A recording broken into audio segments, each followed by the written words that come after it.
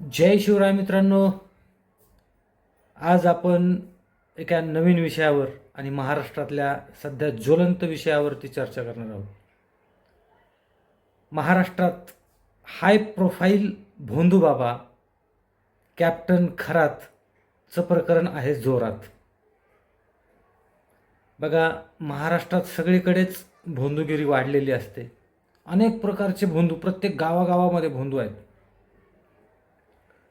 लोकांना ठगतायत, भीती दाखवतायत, पैशानं गंडतायत, मानसिकतेने गंडवतायत. धरला तो कॅप्टन खरात, बाकीचे रिकामे, अशी परिस्थिती आहे. परंतु याचं एक कारण एक आहे की हे धर्माच्या आड लपतात. ही लोक फोपवतात. याचं कारणसुद्धा ते धर्माचा आधार घेतात. आणि जोपर्यंत त्याचं एखादं प्रकरण उजेडात येत नाही तोपर्यंत कुठलाही पुरोगामी असेल, जे काय असेल, तो त्याच्यावर टीका करू शकत नाही. कारण त्याचा एक भक्तवर्ग तयार झालेला असतो, त्याचं एक टोळकं तयार झालेलं असतं. जे काय टोळधाड असतं, एखाद्यानं प्रश्नचिन्ह निर्माण केले किंवा एखाद्यानं त्याच्या एखाद्या घटनावर प्रश्न उपस्थित केला तर त्याची जी टोळधाड आहे ती टोळधाड त्या समोरच्यावर येऊन पडते. किंवा तो स्वतः आहे त्याची टोळधाड, जी काय त्यानं त्याच्या उत्पन्नातून, त्याच्या ज्या काय लोकांना गंडवलेल्या उत्पन्नातून तयार केलेली जी टोळधाड आहे ती टोळधाड समोरच्याच्या अंगावर सोडतो. त्याच्यामुळं सरासरी हिंमत कुणी करत नाही. आणि दुसरी एक बाजू धर्माची आड. कारण जोपर्यंत त्याचं प्रकरण उजाडात येत नाही तोपर्यंत तो संत असतो, तो देवाचा पूजक असतो, तो देवाचा पुजारी असतो, तो महान असतो, संत बाबा असतो.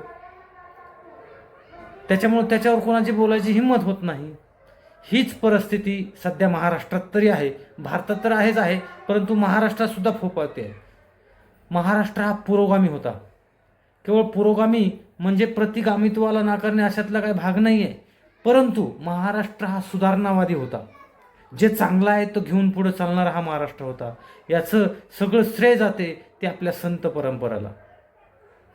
ज्ञानदेव रचिला पाया तुका झालाशी कळस, अशी ही जी काय आपली संत परंपरा आहे, ज्ञानदेव असतील, नामदेव महाराज असतील, किंवा अनेक जे काय संत आहेत तुकाराम महाराजापर्यंत, आणि त्याच्यानंतर सुद्धा गाडगे बाबा आणि आपले राष्ट्रसंत तुकडोजी महाराज यांच्यापर्यंतची ही संत परंपरा आपल्याला प्रबोधन करून जाणारी आहे. आपल्याला धार्मिक भीतीपासून दूर करणारी आहे. हीच प्रबोधन चळवळ आपल्या हिंदू धर्माला टिकवणारी आहे. नाहीतर भोंदूगिरी म्हटलं असतं तर आपण अनेक परिणाम भोंदूगिरीचे आजपर्यंत पाहिलेले आहेत. तर हे खरात हाय प्रोफाईल प्रकरण, हजारो कोटीचा काळा धंदा या धार्मिक भीतीमधून त्यानं उभा केला. त्याच्यात एक गोष्ट आहे, जी लोक शिकलेले आहेत, सुशिक्षित आहेत, डिग्र्या घेतलेल्या आहेत, त्या लोकांना जो अडाणी आहे, 10वी फेल आहे, कुठलाही ज्ञान नाही, तो उच्च शिक्षित लोकांना त्याचा मूत पाजू शकला. म्हणून मूत पाजू शकला हा शब्द तरी तुम्हाला वाईट वाटणार असेल किंवा कोणाला काही वाटणार असेल, पण तो ते सत्य आहे. उच्च शिक्षित लोकांना अडाणी माणूस मूत पाजू शकला, ह्या शब्दावर मी अंडरलाईनच करतो. म्हणून प्रबोधनाची गरज आहे. उच्च शिक्षितांनी जर अशा अडाणीपणाचं सोंग घ्यायचं असेल आणि अडाणी माणसाकडून मूत पाजून पिऊन घ्यायचं असेल तर सामान्यांचं काय, गावागावामधल्या गरिबांचं काय, जे की पिचल्या जातात, पैशाला गंडल्या जातात.